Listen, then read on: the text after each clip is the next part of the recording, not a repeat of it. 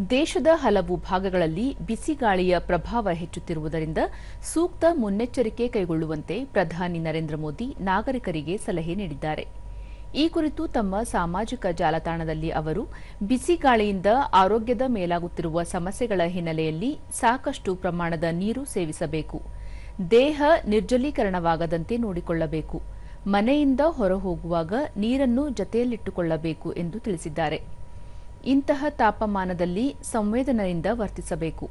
ಯಾರಾದರೂ ಬಳಲಿದಂತೆ ಕಂಡುಬಂದರೆ ನೀರು ನೀಡಿ ಉಪಚರಿಸಬೇಕು. ಮನೆ ಹಾಗೂ ಅಂಗಡಿಗಳ ಎದುರು ನೀರನ್ನು ಇರಿಸುವ ಮೂಲಕ ಅಗತ್ಯವುಳ್ಳವರಿಗೆ ನೆರವು ನೀಡಬೇಕು ಎಂದು ಹೇಳಿದ್ದಾರೆ. ಪಾಲಕರು, ಹಿರಿಯರು ಹಾಗೂ ಪ್ರೀತಿ ಪಾತ್ರರ ಆರೋಗ್ಯವನ್ನು ವಿಚಾರಿಸಬೇಕು. ಸಾಕಷ್ಟು ನೀರನ್ನು ಸೇವಿಸುವಂತೆ ಅವರಿಗೆ ತಿಳಿಸಬೇಕು. ಮಧ್ಯಾಹ್ನದ ತೀವ್ರ ಬಿಸಿಲಿನಲ್ಲಿ ಹೊರಹೋಗುವುದನ್ನು ಸಾಧ್ಯವಾದಷ್ಟು ತಪ್ಪಿಸಬೇಕು ಎಂದು ತಿಳಿಸಿದ್ದಾರೆ. ಪ್ರಾಣಿಗಳು ಮತ್ತು ಪಕ್ಷಿಗಳನ್ನು ಈ ಸಮಯದಲ್ಲಿ ಮರೆಯಬಾರದು.